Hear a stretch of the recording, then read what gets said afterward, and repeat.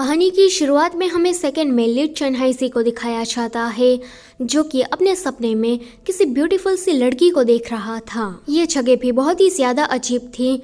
वो उस लड़की से पूछता है कि तुम्हारा नाम क्या है और ये कौन सी जगह है।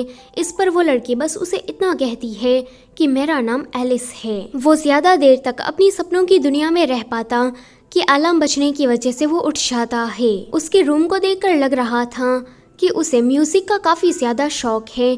उसे यहाँ पर एक बार एलिस का ख्याल आता है कि मेरे सपनों में जो लड़की मुझे दिखाई दी, क्या वो रियल लाइफ में भी एग्जिस्ट करती है। पर उसे काम के लिए लेट हो रहा था, इसलिए वो जल्दी से इस ख्याल को झटक देता है। फिर हम अपनी फीमेल लीड दीफे को देखते हैं, जो कि एक फेमस वायोलिनिस्ट तिंगयू की बहुत ही बड़ी वाली फ़ैन है। आज वो उसका कॉन्सर्ट देखने के लिए यहाँ पर आई थी, लेकिन वो देखती है कि यहाँ पर तो अफरा तफरी मची हुई है, क्योंकि तिंगयू अभी तक आया नहीं और कॉन्सर्ट का टाइम हो गया है। ये है कहानी का मेल लीड तिंगयू। बचपन से ही ये म्यूजिक इंडस्ट्री में काफ़ी फेमस रहा, बहुत ही ज़्यादा बदतमीज़ और घमंडी टाइप का, लेकिन ये अपने काम में काफ़ी परफेक्ट है। उसके साथ काम करने वाले सभी लोग उसकी इन हरकतों से तंग आ गए थे कि ये हमेशा ही काम पर लेट आता है और सभी लोगों से काफ़ी बदतमीजी से बात करता है, पर कोई भी उसके सामने ये बोलने की हिम्मत नहीं कर पाता। दूसरी तरफ सेकंड में लीड चनहाइसी टैलेंटेड तो ये भी है, पर तिंगयू की तरह इसे अपने टैलेंट को दिखाने का कभी मौका नहीं मिला, इसीलिए वो छोटी मोटी पार्टीज में जाकर वायलिन बजाने का काम करता है और इसी से ही अपना गुजारा करता है। आज भी वो किसी की बर्थडे पार्टी में म्यूजिक बजाने गया था। एलिस, जो कि जापान से ताइवान बस 2 दिनों के लिए आई थी, जब वो उसे वायलिन बजाते हुए देखती है तो बस देखती ही रह जाती है। वेल, ये वही लड़की है जो कि शुरुआत में चनहाइसी के सपने में आई थी। दूसरी तरफ तिंगयू अभी अपने कॉन्सर्ट में था कि बीच कॉन्सर्ट में ही उसके वायलिन का एक तार टूट जाता है, मगर फिर भी ये काफ़ी ज़बरदस्त परफॉर्मेंस देता है। चनहाइसी का ध्यान जब एलिस पर जाता है कि वो उसे देखकर समझ जाता है कि ये तो वही लड़की है। यहाँ पर एलिस को पहली बार देखकर ही उसे प्यार हो गया था। एलिस पहली बार यहाँ ताइवान में आई थी। उसकी चाइनीज़ उतनी ज़्यादा अच्छी नहीं थी, इसलिए चनहाइसी अपनी टूटी फूटी जापानीज़ में उससे बात करता है। चनहाइसी को जब पता चलता है कि ये ताइवान में पहली बार आई है, कि वो उसे कहता है कि क्या तुम मेरे साथ घूमने चलोगी, मैं तुम्हें अपना शहर दिखाऊंगा। दीफे तिंगयू को देखकर इतना ज्यादा इम्प्रेस हो गई थी कि अगले ही दिन वो उसी ऑर्केस्ट्रा थिएटर में अपना इंटरव्यू देने चली जाती है। इंटरव्यू तिंगयू की असिस्टेंट बनने का था। वहाँ का जो इंटरव्यूअर था वो उसे काफ़ी उल्टे सीधे क्वेश्चन पूछ रहा था, जिसका वो बेचारी काफ़ी डरते हुए जवाब दे रही थी। कि वहाँ पर तिंगयू आकर उस इंटरव्यू को डांटता है कि तुम्हें इसे इस तरह के सवाल नहीं पूछने चाहिए। तिंगयू को जब पता चलता है कि दीफे तो उसकी बहुत ही बड़ी वाली फ़ैन है, कि वो उसे सिलेक्ट कर लेता है कि तुम मेरी असिस्टेंट बनने के लिए बिल्कुल परफेक्ट हो। उसके बाद हम लीसा नाम की एक औरत को देखते हैं। उसका खुद का एक कैफ़े है। वो देखती है कि एक लड़का स्कूल से बंक मारकर यहाँ पर आ गया है। रास्ता भटकने की वजह से वो बस इधर उधर घूमे जा रहा है, इसलिए वो उस बच्चे की मदद कर देती है। एलिस दूर से ही लीसा को देख रही थी, पर उससे मिलने नहीं चाहती कि तभी ही वहाँ पर चनहाइसी आता है। वो उसे अपना शहर घुमाने ले गया था और इसी दौरान ये दोनों काफ़ी ज़्यादा क्लोज आ जाते हैं। चनहाइसी उसे किसी फाउंटेन वाली जगह पर लेकर आता है और एलिस से कहता है कि मैं जब भी दुखी होता हूँ तो यहाँ पर आ जाता हूँ, यहाँ आकर मुझे काफ़ी शांति मिलती है। लेकिन एलिस का ध्यान उसकी बातों पर नहीं था। वो इन माँ बेटी को देख रही थी और उसे देखकर काफ़ी ज़्यादा सैड हो जाती है। एलिस को इस तरह से देखकर चनहाइसी उसके लिए फनी सा म्यूजिक बजाता है। इससे एलिस तो खुश हो गई थी, पर बेचारा पानी में गिर जाता है। एलिस उसकी ऊपर आने में मदद करती है और उसके बाद उसकी ऐसी हालत देखकर दोनों ही काफ़ी ज़्यादा हंसते हैं। फिर कहानी सीधा हमें 1 साल के बाद की दिखाई जाती है। एलिस यहाँ पर नहीं थी, वो वापस जापान चली गई थी। चनहाइसी अभी उसे काफ़ी मिस कर रहा था। दीफे अब इन 1 सालों में तिंगयू की फ़ैन नहीं रही थी, क्योंकि उसे तिंगयू की बुरी साइड के बारे में पता लग गया था कि ये कितना ज़्यादा बदतमीज़ है और हमेशा ही अपनी मनमानी करता है। लेकिन इसकी भी एक वजह थी।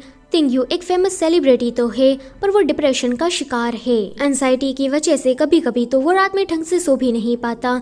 जब भी वो सोने जाता कि कब सुबह हो जाती है उसे पता ही नहीं चलता और इसी वजह से वो हर बार लेट हो जाता है। आज चन हाइसी इनके ऑर्केस्ट्रा थिएटर में अपना इंटरव्यू देने के लिए आया था कि वहाँ पर उसे दीफे मिलती है। तिंग्यू की वजह से आज फिर से सारा काम अटका पड़ा हुआ था।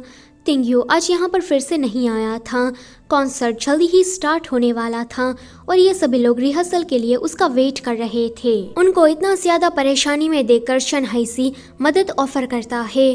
जैसा कि हमें पता है कि वो वायलिन बजाने में काफी अच्छा है, इसलिए उसे जल्दी से सिलेक्ट कर लिया जाता है। तभी ही वहाँ पर तिंग्यू आकर अपनी जगह पर किसी दूसरे बंदे को देखकर डायरेक्टर पर काफी गुस्सा करता है कि ये लड़का मेरी जगह पर क्या कर रहा है। तभी ही उसे पता चलता है कि उसका फेवरेट वायलिन हायू कहीं नजर नहीं आ रहा कि वो दोबारा गुस्सा करने लगता है कि मेरा हायू कहाँ पर है।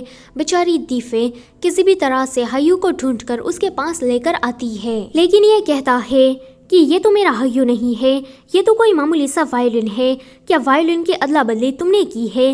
क्या तुम ऐसा करके मेरे कॉन्सर्ट को बिगाड़ना चाहती हो? क्या तुम ये चाहती हो कि सभी लोगों के सामने मेरी बेइज्जती हो जाए? दीफे को कुछ भी पता नहीं था कि आखिर में वायलिन की अदला बदली कैसे हुई।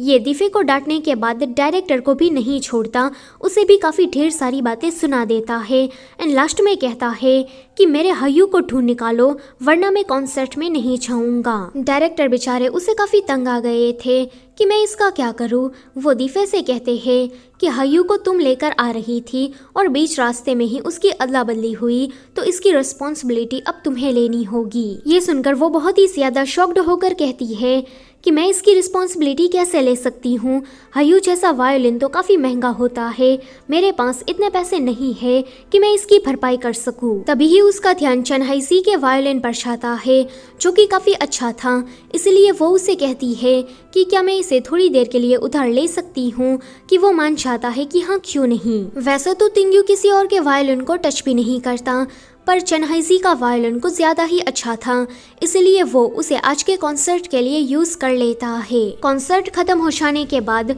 वो अपना वायलिन वापस लेने आया था। तिंग्यू को देखकर वो कहता है कि आज तो तुमने काफ़ी अच्छा बजाया, पर लास्ट में मैंने देखा कि तुम थोड़े वीक पड़ गए थे। ये सुनकर तो तिंग्यू को उस पर गुस्सा आ जाता है कि आखिर में इसने मुझे कमज़ोर कैसे बोल दिया। वो उसका मजाक उड़ाने लगता है कि अब तुम जैसे सड़क छाप लोग मुझे सिखाएंगे कि मुझे वायलिन कैसे बजाना है। चन हाइसी को उसका ये रवैया, उसका ये एटीट्यूड बिल्कुल भी पसंद नहीं आता। वो कहता है कि जब मैं यहाँ पर आया था तो सभी लोग तुम्हारे लेट आने पर काफ़ी ज़्यादा परेशान थे। ये देखकर मैंने रिहर्सल में तुम लोगों की मदद करवाई, अपना वायलिन तुम्हें दिया, पर थैंक यू कहने की जगह पर तो तुम उल्टा मेरी बेइज्जती कर रहे हो। तिंग्यू कहता है कि अगर तुम मदद नहीं करते तो ये कॉन्सर्ट कैंसिल हो जाता। जहाँ तक ऑडियंस की बात है तो वो सभी लोग तो मुझे दोबारा देखने आ जाते, इसलिए तुम खुद को इतना ज्यादा महान मत समझो। यहाँ पर तिंग्यू अपने फेमस होने का घमंड दिखाकर चला जाता है। रात में दीफे हायू के खोने पर काफी परेशान हो रही थी कि पता नहीं अब मेरा क्या होगा, कि उसकी बहन शवशु जो कि उसी ऑर्केस्ट्रा थिएटर में काम करती है, वो उसे बताती है कि हायू को ढूंढने की जिम्मेदारी अब पुलिस ने ले ली है, इसलिए तुम बेफिक्र हो जाओ। शवशु के वहाँ से जाने के बाद वहाँ पर चन हाइसी आता है। थोड़ी देर उसे इस तरह से बात करने पर इन दोनों के बीच में तो काफी अच्छी दोस्ती हो जाती है। अगले दिन दीफे तिंग्यू को पूरे हफ्ते का स्केड्यूल उसे बता रही थी कि वो कहता है कि अभी तक तुम यहाँ से गई नहीं, तुमने ही मेरे हायू को घुमा दिया था, तो क्या इन लोगों ने इस वजह से तुम्हें निकाला नहीं? कि वो कहती है कि देखिए सर, हायू मेरी वजह से नहीं खोया है, तो वो लोग भला मुझे क्यों निकालेंगे। वहीं शवशु का अफेयर डायरेक्टर से चल रहा था। उसे एब्रॉड से किसी बड़े ऑर्केस्ट्रा में काम करने का ऑफर आया था, मगर उसने उसे रिजेक्ट कर दिया था क्योंकि वो डायरेक्टर को छोड़कर नहीं जाना चाहती थी। आगे चन हाइसी यहाँ पर आकर अपना इंटरव्यू देता है क्योंकि अब वो भी इस ऑर्केस्ट्रा का हिस्सा बनना चाहता था। उसके म्यूजिक बजाने के ढंग को देखकर तिंग्यू फटाक से उसे सिलेक्ट कर लेता है। ये देखकर सभी लोग काफी शॉक्ड होते हैं क्योंकि तिंग्यू ने आज से पहले कभी भी किसी की भी इतनी तारीफ नहीं की थी। एक फ्लैशबैक से हमें पता चलता है कि एलिस शहर घूमने के बाद उसके घर भी आई थी और एक रात गुजारने के बाद वो बिना बताए ही कहीं चली गई। चन हाइसी के पास उसका कोई कांटेक्ट नहीं था। वो आज भी उसे काफी ज्यादा मिस करता है। अगले सीन में वो अपनी बड़ी बहन को ये गुड न्यूज सुनाने गया था कि अब वो भी किसी ऑर्केस्ट्रा का हिस्सा बन गया है, कि उसकी बड़ी बहन काफी परेशान थी। वो कहती है कि मेरी बेटी में मेरे को मेरा दूसरी बार शादी करना पसंद नहीं आया। घर में वो काफी टेंट्रम्स दिखाती है एंड बार बार स्कूल से बंक मार रही है। अगले सीन में एलिस वापस ताइवान आई थी। 1 साल पहले तो वो काफी मासूम सी लगती थी, पर अब वो बिल्कुल एक टपोरी की तरह बन गई थी। वो लिसा के पास जाकर उसे सीधा कहती है कि मैं आपकी बेटी हूँ। वहाँ पर तिंग्यू था जो कि लिसा से अभी बात कर रहा था। एलिस की बातें सुनकर वो वहाँ से चला जाता है। लिसा तो एलिस के बारे में सब कुछ भूल गई थी, इसलिए एलिस को ही उसे सब कुछ याद दिलाना पड़ता है। लिसा के लिए ये बहुत ही ज्यादा शॉकिंग था कि 25 सालों के बाद उसकी बेटी उसे वापस मिली है। एलिस उसे कहती है कि मेरे पास बिल्कुल भी पैसे नहीं है, इसलिए मैं तो यहीं पर ही रहने वाली हूँ। लिसा को इससे कोई प्रॉब्लम नहीं थी, पर एलिस वो बिल्कुल एक बैड गर्ल की तरह टपोरी भाषा में बात करते हुए सिगरेट पी रही थी। इस चीज से लिसा को प्रॉब्लम थी। एक फ्लैशबैक से हमें पता चलता है कि लिसा के पति के मरने के बाद उसके सास ससुर ने एलिस को उससे छीन लिया कि इसको तो हम अपने ही पास रखेंगे, और लिसा को उसने अपनी फैमिली से निकाल दिया। लेकिन एलिस को ऐसा लगता है कि उसकी माँ ने उसे छोड़ दिया, इसलिए अभी वो उसे ढंग से बात नहीं कर रही थी। अगले दिन लिसा उसे सारी सच्चाई बता ही देती है कि बचपन में तुम्हारे दादा और दादी तुम्हें मेरे पास से जबरदस्ती उठाकर ले गए थे। मुझे आज भी वो बात याद है कि मैं बिल्कुल पागलों की तरह तुम्हें इधर उधर ढूंढ रही थी। मेरे पास तुम्हारे दादा और दादी का कोई कांटेक्ट नहीं था, इसलिए मुझे तुम्हारे बारे में कुछ भी पता नहीं चला। सारी सच्चाई जानने के बाद भी एलिस का रवैया उसकी तरफ नहीं बदलता। वो पहले जिस तरह से बदतमीजी से बात कर रही थी वो बिल्कुल वैसी ही रहती है। आगे तिंग्यू लिसा से मिलने उसके घर आया था। अब तिंग्यू लिसा को कैसे जानता है ये बात तो हमें आगे ही पता चलेगी। एलिस को यहाँ पर उन दोनों को देखकर ये गलतफहमी हो जाती है कि तिंग्यू शायद उसकी माँ का बॉयफ्रेंड है, इसलिए वो उसे कहती है कि तुम कितने जवान हो और तुम एक बूढ़ी को डेट कर रहे हो, क्या तुम्हारे पास पैसे नहीं है या फिर तुम्हें 40-50 साल की बूढ़ी औरतें ही पसंद आती है। ये सुनकर तिंग्यू को उस पर काफी ज्यादा गुस्सा आता है। जैसा कि हमें तिंग्यू के बारे में पता है, वो बिल्कुल बिजली की तरह उस पर टूट पड़ता है कि अपनी माँ के बारे में कोई ऐसी बातें करता है। एलिस उसके मुंह के ऊपर पानी फेंक कर मारती है। तिंग्यू को उसे चाटा मारने का मन करता है, मगर वो ऐसा करता नहीं। आगे एलिस को पता लग ही जाता है कि तिंग्यू उसकी माँ का कोई बॉयफ्रेंड नहीं है। अगले सीन में चनहाई सी ने ऑर्केस्ट्रा में काम करना शुरू कर दिया था। अभी ये सभी लोग रिहर्सल कर रहे थे। चनहाई सी की पर्सनालिटी तो काफी ज्यादा बिंदास है, वो किसी की भी बातों को अपने दिल पर नहीं लेता। अभी वो तिंग्यू से काफी अच्छे से बात कर रहा था। वैसे तो तिंग्यू किसी के भी साथ सीधे मुंह बात नहीं करता, पर आज चनहाई सी के साथ उसकी वाइब मैच हो जाती है। चनहाई सी तिंग्यू को अपने घर पर लेकर आया था और ये दोनों बैठकर ड्रिंक करते हुए बातें कर रहे थे। तिंग्यू का ये क्यूट और फ्रेंडली साइड शायद ही चनहाई सी के अलावा और किसी ने देखा होगा। बातों ही बातों में चनहाई सी उसे एलिस के बारे में बता देता है कि एक लड़की थी जिसको मैं बहुत ही ज्यादा पसंद करता था, पर वो मुझे छोड़कर चली गई। उसके बाद से मैं जब भी म्यूजिक बजाता हूँ तो मेरे दिमाग में बस वही चलती है कि तिंग्यू कहता है कि तुम तो किसी हॉलीवुड मूवी के हीरो की तरह बात कर रहे हो। जब वो घर वापस आता है कि वहाँ पर एलिस उसे अपने पिछले बिहेवियर के लिए माफी मांगने आई थी, कि तिंग्यू उसे कहता है कि बचपन में जब वो बुली हो रहा था कि लिसा ने आकर उसकी मदद की थी, तब से ही वो उसे जानता है और उन दोनों के बीच में माँ बेटे जैसा रिश्ता है। आगे चनहाई सी का बिहेवियर दीफे की तरफ कुछ ज्यादा ही अच्छा था कि वो उसे पसंद करने लगती है। वो सोचती है कि चनहाई सी जैसा लड़का जो कि किसी की भी बातों पर दिल पर ना लेता हो, फनी बातें करके सभी लोगों को हंसाता हो, उसे ऐसा ही लड़का अपनी जिंदगी में चाहिए था। जब वो तिंग्यू के पास आती है कि आज फिर से ये अपने वायलिन के खोने का इल्जाम इस पर लगाता है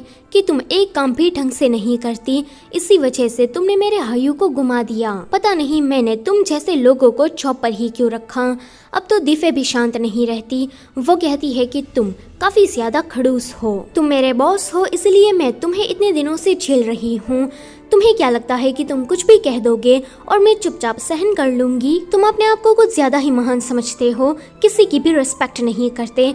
हायू को तुमने अपनी लापरवाही की वजह से खोया, पर अभी तुम मुझ पर इल्जाम लगा रहे हो क्योंकि तुम अपनी गलती मानना नहीं चाहते। और मैं तुम्हें एक बात बता दूं कि सीसीटीवी के जरिए ये बात क्लियर हो गई है कि हायू को मैंने नहीं खोया है, इसलिए आगे से इस तरह के इल्जाम तुम मुझ पर मत लगाना। तिंग्यू कहता है कि एक मामूली सी 2 कौड़ी की असिस्टेंट होकर तुम्हारी इतनी हिम्मत कि तुमने ये सारी बातें मुझे सुनाई। आखिर में तुम हो कौन?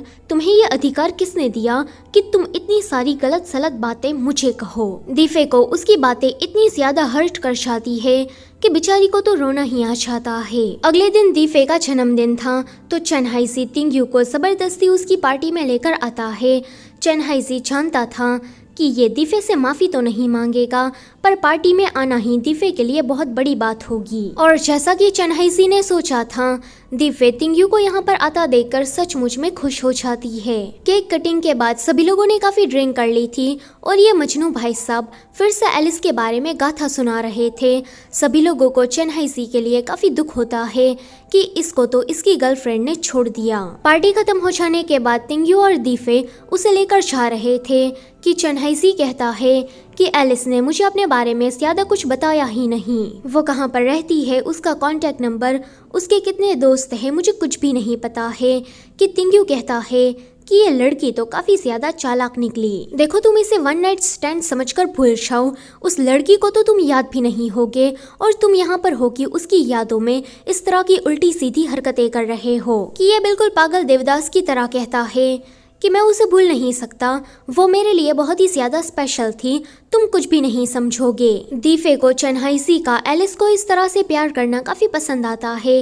वो सोचती है कि अगर ये बंदा किसी गलत इंसान को इस तरह से प्यार कर सकता है तो सोचो उसकी जिंदगी में अगर सही इंसान आया तो ये क्या करेगा। तिंग्यू ये बात नोटिस कर लेता है कि दीफे अब चनहाइसी को पसंद करने लगी है और उसे ये जानकर बिल्कुल भी अच्छा नहीं लगता। अगले दिन वो अलग अलग वायोलिन के बारे में जान रहा था क्योंकि अब हाइयू तो मिलने से रहा, इसलिए वो चाहता था कि वो कोई नया वायोलिन खरीद ले। काफी सारे मॉडल्स को देखने के बाद उसे सायरन नाम का एक वायोलिन पसंद आता है।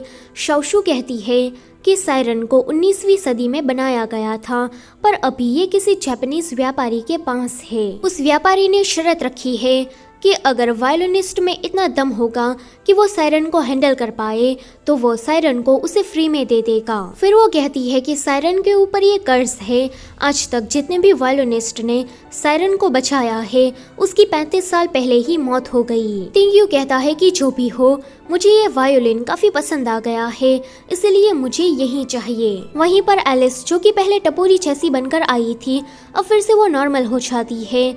लीसा की पूरी कहानी जानने के बाद उसके मन में जो अपनी माँ के लिए ग्रजेस थे वो भी मिट जाते हैं। लेकिन एलिस की जो हरकतें थी वो काफी सस्पिशियस थी, मानो जैसे वो लीसा के घर पर कुछ ढूंढने आई हो। तिंग्यू इन दोनों से कहता है कि तुम दोनों सायरन को खरीदने मेरे साथ जापान आ रहे हो। कि ये दोनों ही मना करते हैं कि हमें उस श्रापित वायोलिन को देखना भी नहीं है, पर तिंग्यू के फोर्स करने पर इन दोनों को आना ही पड़ता है। जापान आने के बाद तिंग्यू चनहाइसी से कहता है कि तुम यहाँ पर एलिस को ढूंढने चले जाओ, हम लोग सायरन को लेकर आते हैं। दीफे कहती है कि चनहाइसी, मैं भी एलिस को ढूंढने तुम्हारे साथ आती हूँ, मुझे भी उसे देखना है। कि तिंग्यू कहता है कि तुम ऐसा नहीं कर सकती, तुम मेरी असिस्टेंट हो, इसलिए तुम मेरे साथ चल रही हो। आगे चनहाइसी एलिस को ढूंढने चला जाता है। दरअसल में एलिस ने उसे अपने वर्क प्लेस के बारे में बताया था, तो वो उसी जगह पर जाकर देखता है, मगर एलिस तो यहाँ ताइवान में थी तो उसे वो जापान में कैसे मिलती। वहीं पर ये दोनों सायरन को लेने गए थे।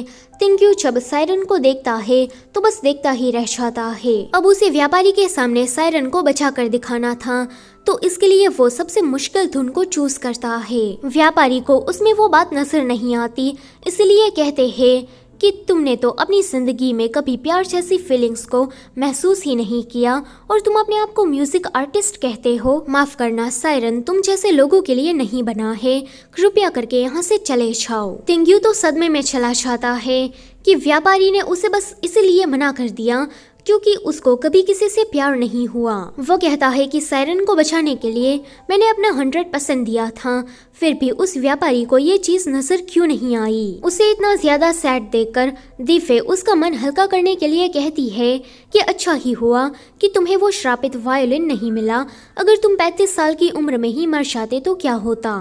वो कहता है कि तुम मुझे अच्छा फील कराना बंद करो और पहले अपने बारे में फिक्र करो।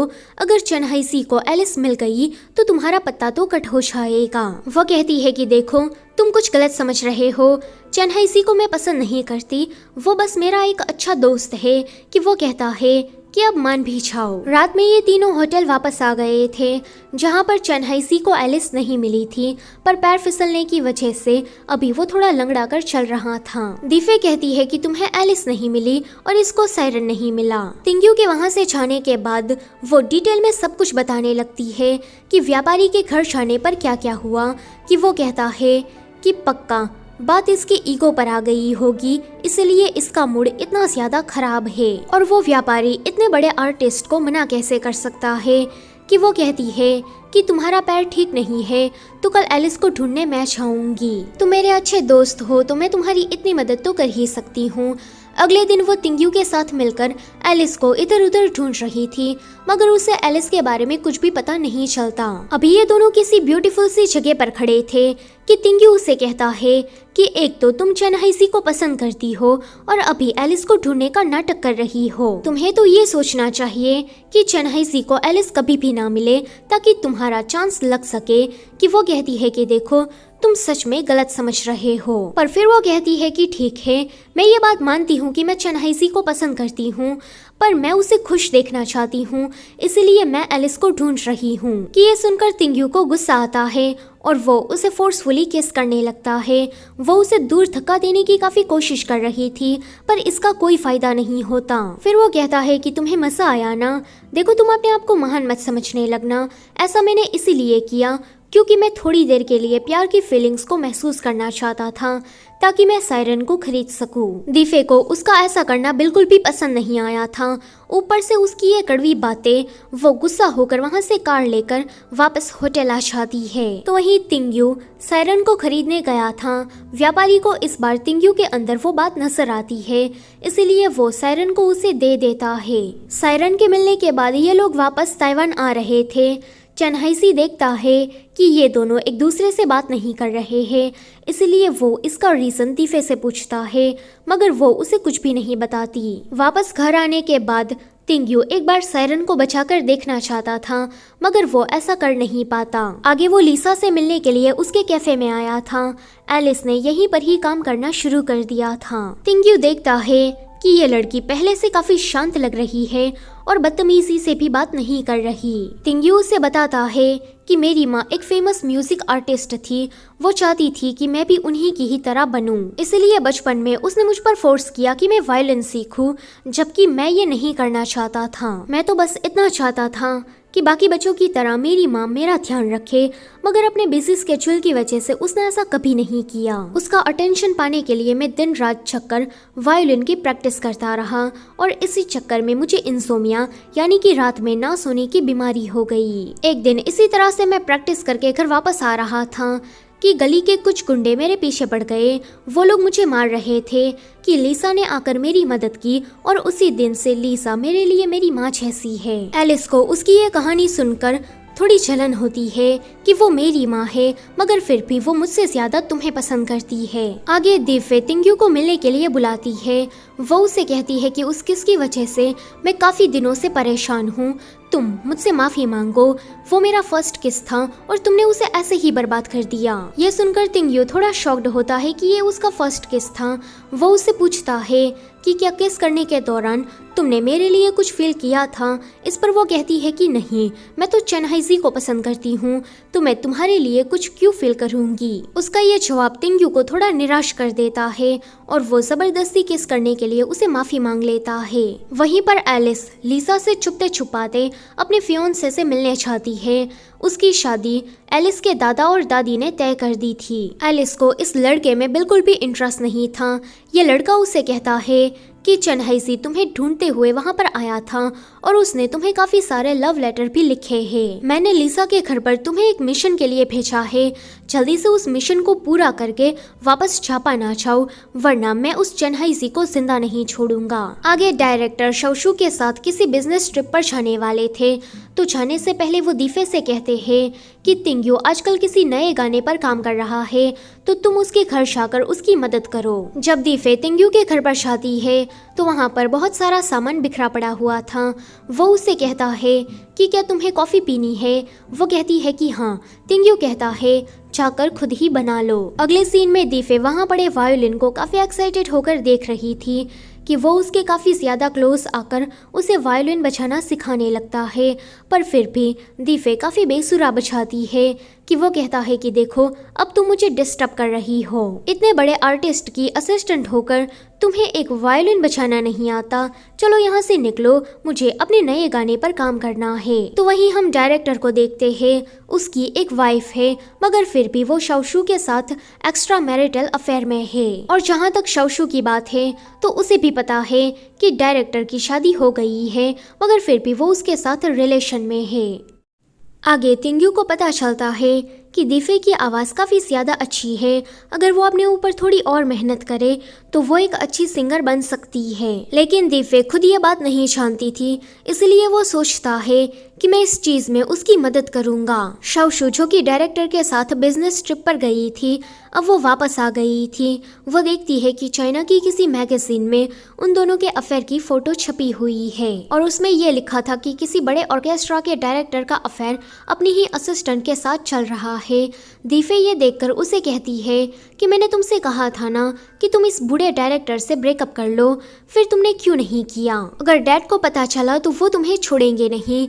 दीफे के इतना समझाने के बावजूद भी शाओशू उसकी बात नहीं मानती और डायरेक्टर को डेट करना चालू रखती है। अगले दिन तिंग्यू दीफे से कहता है कि तुम मेरी फुल टाइम असिस्टेंट हो, तुम्हें 24/7 मेरा ध्यान रखना होगा और इसके लिए तुम मेरे घर रहने आ रही हो। वो कहती है कि देखो तुम्हें इतना ज़्यादा झेलना मेरे बस की बात नहीं है, तुम किसी और को ढूंढ लो। इस पर वो कहता है कि मैं नए गाने पर और नए ड्रामा पर काम कर रहा हूँ, इसलिए मेरे घर को और मुझे संभालने वाला कोई चाहिए। वो दोबारा मना करती है, पर ये तो तिंग्यू है, अपनी बात मनवा कर ही मानता है। दूसरी तरफ इस मैगजीन को डायरेक्टर की बीवी ने भी देख लिया था, जिसमें अफेयर की खबर छपी हुई थी।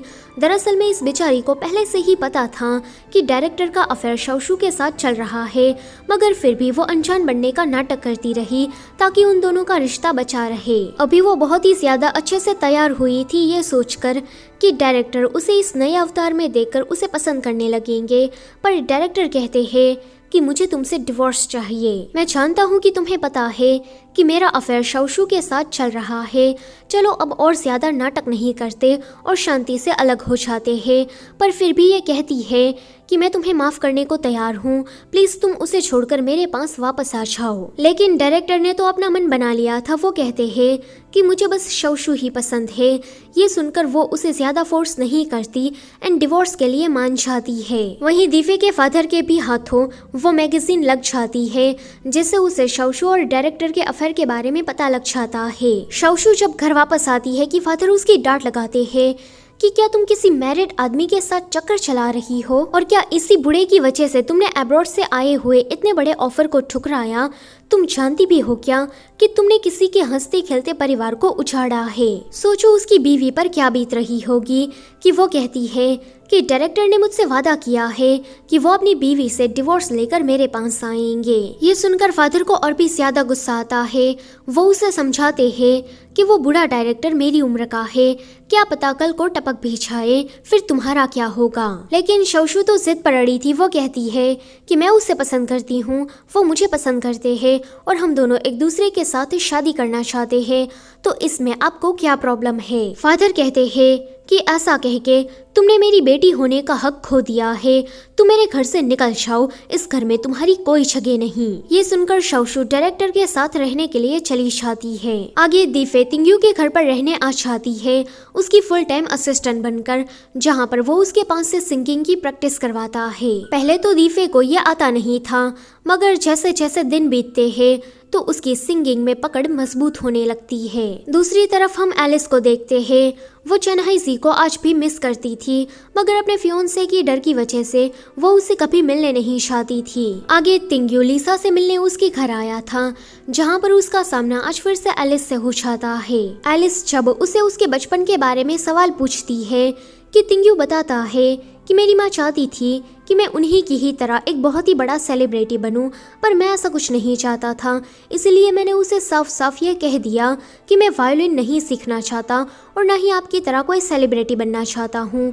मैं बस एक आम इंसान की जिंदगी जीना चाहता हूँ। ये सुनकर उसकी माँ को ऐसा लगा कि मैंने किसी नालायक बेटे को पैदा कर दिया जो कि कुछ भी नहीं करना चाहता, और उसने डिप्रेशन में आकर सुसाइड कर लिया। अपनी माँ की मौत के बाद तिंग्यू ने वो सारे काम किए जो कि उसकी माँ चाहती थी, और इस चक्कर में उसे इंसोमिया हो गया। वो कहता है कि आज मैं ठीक तरह से रात में सो नहीं पाता। उसकी ये कहानी सुनकर एलिस को उसके लिए काफी दुख होता है। अभी इन दोनों के मन में एक ही साथ में एक ही जैसा थॉट आता है। एलिस सोचती है कि चन्हाइजी को भूलने के लिए मुझे तिंग्यू को डेट करना चाहिए। तो वहीं तिंग्यू सोच रहा था कि दीफे तो चन्हाइजी को पसंद करती है, इसलिए मुझे उसे भूलने के लिए एलिस को डेट कर लेना चाहिए। हालांकि ये दोनों एक दूसरे को पसंद नहीं करते थे, मगर फिर भी इन दोनों के बीच में सब कुछ हो जाता है। आगे चन्हाइजी आज ऑफिशियली स्टेज पर वायोलिन बजाने वाला था। आज उसका पहला कॉन्सर्ट था, इसके लिए वो थोड़ा नर्वस था कि वो दीफे को हक करता है ताकि वो खुद को चीयर अप कर सके। उन दोनों को इस तरह से क्लोज देखकर तिंग्यू काफी जेलस हो जाता है, पर दीफे काफी खुश हो गई थी कि चन्हाइजी ने मुझे हक किया। आज के कॉन्सर्ट में लीसा एलिस को जबरदस्ती लेकर आई थी। परफॉर्मेंस जब खत्म हो जाती है कि चन्हाइजी का ध्यान एलिस पर जाता है। एलिस समझ जाती है कि इसने मुझे देख लिया है, इसलिए जल्दी से वहां से भाग जाती है। चन्हाइजी उसके पीछे पीछे आ रहा था, मगर एक ही मिनट में एलिस कहाँ गायब हो जाती है पता ही नहीं चलता। दीफे ने भी चन्हाइजी को इस तरह से भागते हुए देख लिया था। घर वापस आने के बाद वो रो रही थी कि चन्हाइजी को तो एलिस मिल गई है, अब वो मुझे कभी भी पसंद नहीं करेगा। तिंग्यू उसे इस तरह से रोते हुए नहीं देख पाता। वो उसे ढेर सारा काम करने को दे देता है कि जल्दी जल्दी से ये सारा काम खत्म करो। काम करने की वजह से दीफे के मन में से वो वाला थॉट चला ही जाता है और वो काफी अच्छा महसूस करने लगती है। अगले दिन चन्हाइजी उसके घर पर ये पूछने आया था कि लीसा के बाजू में एलिस बैठी थी, तो क्या लीसा एलिस को जानती है। इस पर वो कहता है कि लीसा के बाजू में तो उसकी बेटी शंसी बैठी थी, वो एलिस नहीं थी। दरअसल में दोबारा ताइवान आने के बाद एलिस ने अपना नाम सभी को शंसी ही बताया था, इसलिए तिंग्यू को पता नहीं था कि शंसी ही एलिस है। तिंग्यू से कहता है कि लीसा की बेटी शंसी को मैं डेट कर रहा हूँ, तो पक्का वो एलिस तो नहीं हो सकती। कि चन्हाइजी को गुस्सा आता है कि तुम मेरी एलिस को डेट कैसे कर सकते हो। अगर वो लड़की शंसी एलिस नहीं है तो उसे कहो कि वो मुझसे मिलने आए, ताकि मैं खुद इस बात का पता लगा सकूं कि वो लड़की एलिस है या फिर नहीं। इतना कहकर चन्हाइजी चला जाता है। दीफे ने उन दोनों की बातें सुन ली थी। वो कहता है कि तुमने देखा ना, वो तुम्हें बस अपनी दोस्त मानता है, इसके अलावा और कुछ नहीं। तुम अकेली ही डेल्यूशन में जी रही हो, इस वजह से तुम काफी हर्ट हो रही हो, इसलिए खुद को हर्ट करना बंद करो और उसे भूल जाओ। वहीं एलिस के फियोंसे ने उसे मिलने के लिए बुलाया था। जब वो वहाँ पर जाती है कि ये फिर से उसे धमकी देता है कि तुम मेरा दिया हुआ काम क्यों नहीं कर रही। दरअसल में इस बंदे को लीसा के पास से किसी प्रकार के बीज चाहिए। उन बीज की मदद से वो जहरीले पेड़ उगाना चाहता है ताकि वो ड्रग्स का धंधा कर सके और बहुत सारे पैसे कमा सके। अभी वो एलिस को धमकी देता है कि अगर तुमने वो बीज लाकर मुझे नहीं दिए तो मैं तुम्हारी दादी को खत्म कर दूंगा। जाने से पहले वो चन्हाइजी के लिखे हुए लव लेटर को उसे देता है। उन सभी को रीड करने के बाद एलिस सोचती है कि उसका फियोंसे उसे कभी नहीं छोड़ेगा, इसलिए चन्हाइजी उसे भूल जाए यही बेहतर रहेगा। ये सब कुछ सोचकर वो चन्हाइजी से मिलने जाती है। उसे देखकर चन्हाइजी सडनली उसे किस करता है, पर वो उसे दूर धक्का देते हुए कहती है कि देखो, मैं लीसा की बेटी शंसी हूँ, मैं एलिस नहीं हूँ। उसे भरोसा दिलाने के लिए वो अपना पासपोर्ट भी उसे दिखाती है।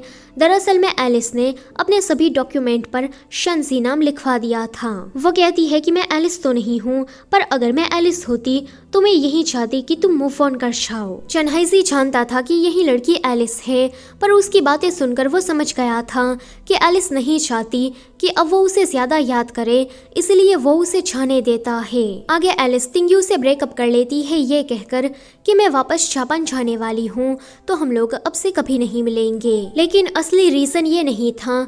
फियोंसे के सारे आदमी उस पर नजर रखे हुए थे, इसलिए वो नहीं चाहती थी कि उसकी वजह से कोई भी हर्ट हो जाए। एलिस लीजा को गुड बाय कह के जापान वापस आती है कि देखती है कि उसकी दादी माँ की तबीयत तो काफी ज्यादा खराब है, वो ज्यादा दिनों तक जिंदा नहीं रह पाती और उसकी मौत हो जाती है। दादी के मरने के बाद उसका फियोंसे शादी करने के लिए उसके साथ जबरदस्ती कर रहा था।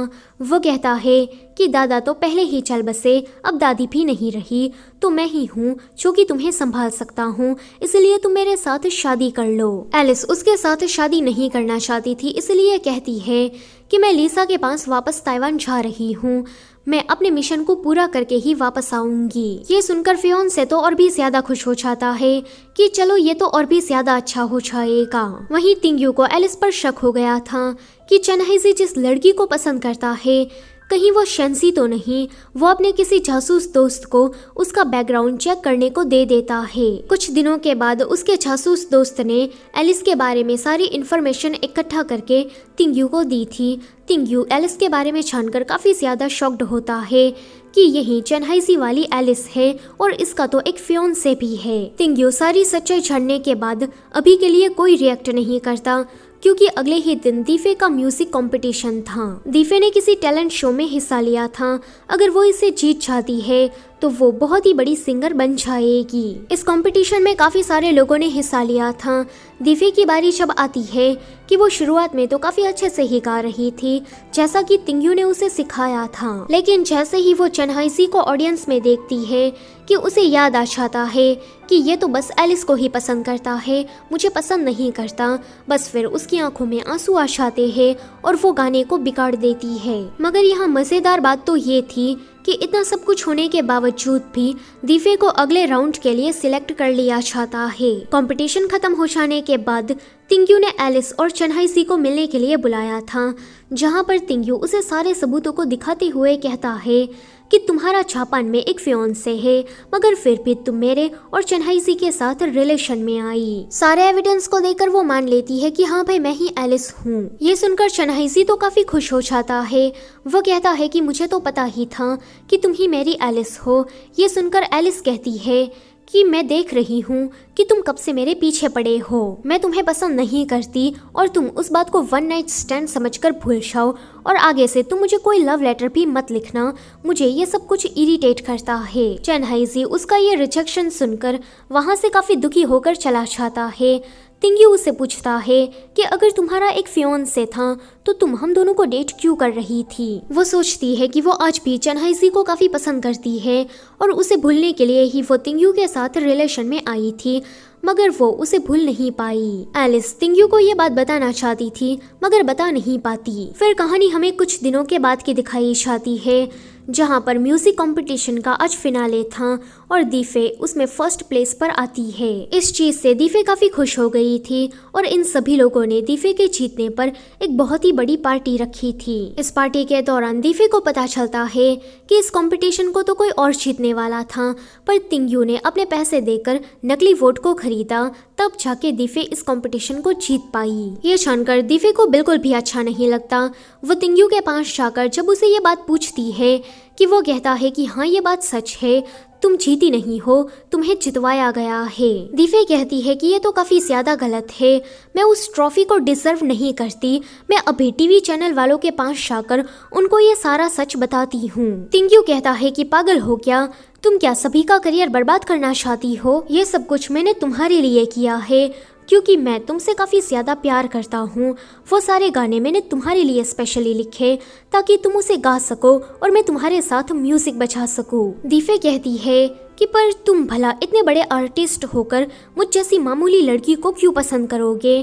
कि वो उसे किस करके कहता है कि तुम्हें मेरे एफर्ट्स नजर क्यों नहीं आ रहे। अब दीफे भी रेजिस्ट नहीं कर पाती और उसे किस करने लगती है। तिंग्यू को लगता है कि इसने मेरी फीलिंग्स को एक्सेप्ट कर लिया है, पर दीफे उसी रात उसे छोड़कर कहीं भाग जाती है। दीफे को बस यही लग रहा था कि वो कोई अच्छी सिंगर नहीं है, बल्कि तिंग्यू ने तो पैसे लगाकर उसे जितवाया है। दीफे अभी अपनी किसी फ्रेंड के घर पर रुकी हुई थी कि कुछ दिनों के बाद शौशु उसे ढूंढती हुई वहाँ पर आ जाती है। वो उसे देखकर उसकी डांट लगाती है कि तुम जानती हो कि तुम्हें जितवाने के लिए काफी पैसे लगाए थे, अगर अभी तुमने कॉमर्शियल में काम नहीं किया तो हम उस पैसों की भरपाई नहीं कर पाएंगे।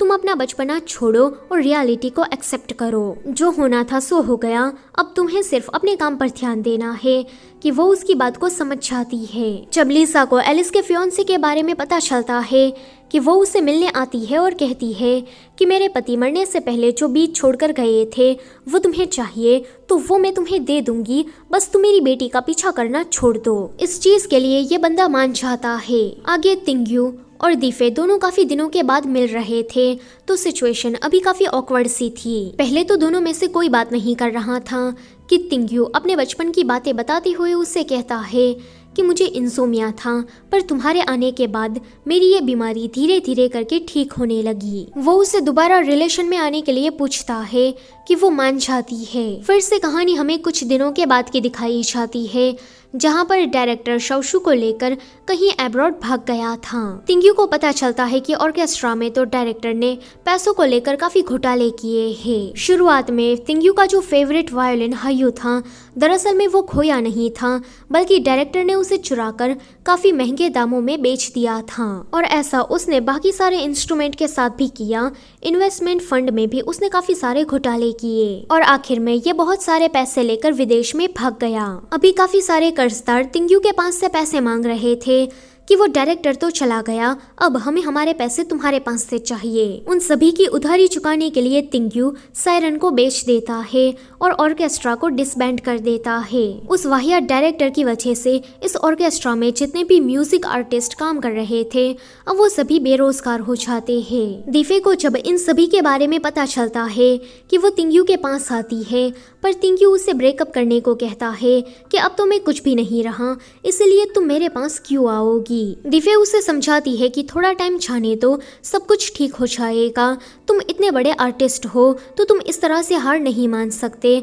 पर तिंग्यू को अभी कुछ भी नजर नहीं आ रहा था। उसे बस यही लग रहा था कि अब तो उसका करियर पूरी तरीके से बर्बाद हो गया है और वो दोबारा कभी भी खड़ा नहीं हो पाएगा। दीफे उसे छोड़कर नहीं जाना चाहती थी, इसलिए यही उसे छोड़कर कहीं दूर भाग जाता है। तो वहीं एलिस और चनहाइसी अब रिलेशन में आ गए थे क्योंकि एलिस समझ गई थी कि चनहाइसी उसे काफी पसंद करता है, वो भी उसे पसंद करती है, तो फीलिंग्स को इग्नोर करने से क्या फायदा। दीफे को जब इसके बारे में पता चलता है कि वो एलिस को देखने आती है कि चनहाइसी जिस लड़की को पसंद करता है आखिर में वो कैसे दिखती है। जब दीफे डायरेक्टर के कांड के बारे में चनहाइसी को सब कुछ बताती है कि एलिस उसे कहती है कि मुझे एक जगह के बारे में पता है जहाँ पर तिंग्यू तुम्हें मिल सकता है। दीफे जब एलिस की बताई जगह पर जाती है कि सचमुच में उसे तिंग्यू वहाँ पर मिलता है, वो उसे देखकर जल्दी से उसे हक कर लेती है एंड कहती है कि आखिर में मैंने तुम्हें ढूंढ ही लिया। तिंग्यू उसे कहता है कि तुमने मुझे इतना टाइटली हक क्यों किया है,